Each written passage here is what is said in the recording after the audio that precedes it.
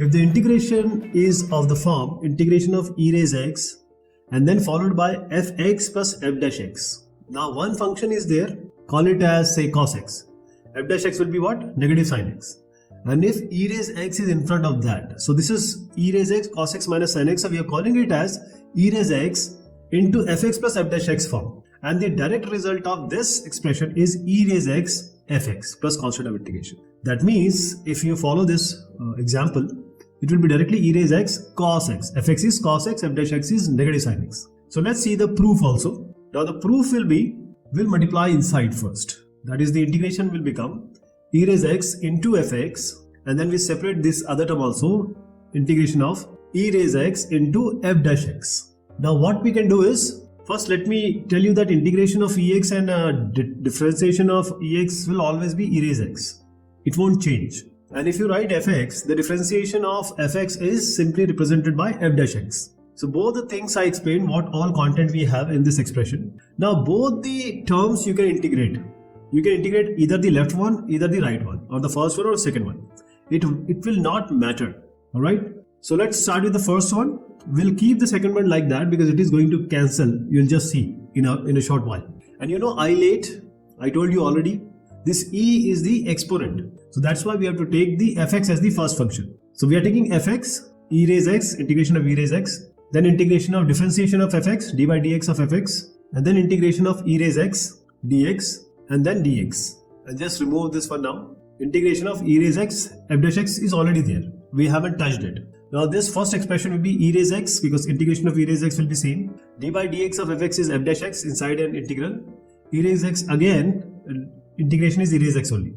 Followed by the other term which we haven't touched, e raised x, f dash x. And plus constant of integration of course. Now what do you see? The second term and the third term here, they are exactly same, so you can cancel them out. So we are only left with e raised x fx. So initially I told you that this is the final result of this kind of integral, and that is what we have to follow.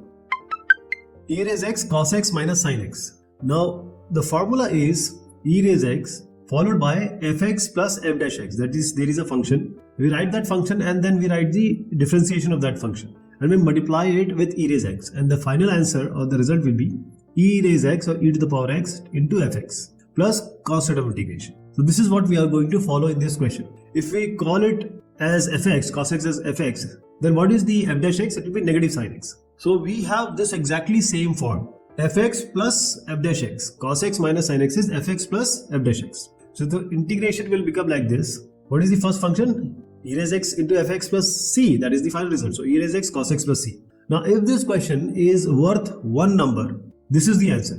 But if this question is more than 1 marks, that is it may be 2, 3, 5, then you have to change your strategy. You cannot just write the answer and just leave.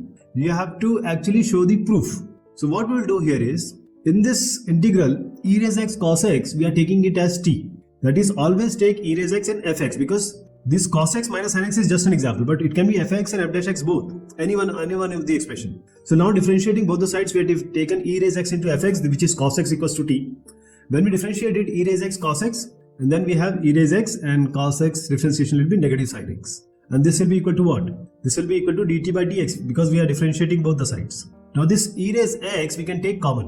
When you take common, inside will be cos x minus sin x. When you have this cos x minus sin x and e raised x outside, dx we are taking out from the denominator of the right hand side. So I am taking it here. Now let's integrate it now. When you integrate it, you don't have to integrate the left hand side, because this is the question. See, right hand side it will be simply t plus c. But what about this one? This is our integral only. So don't integrate it, just write I equals to t plus constant of integration. But what was t? Initially t was taken as what? I told you it will be e raised x into fx, which is e raised x into cos x in this case. So e raised x cos x plus constant of integration. So there are two ways. If 1 marks, first level. If more than 1 marks, all you have to describe.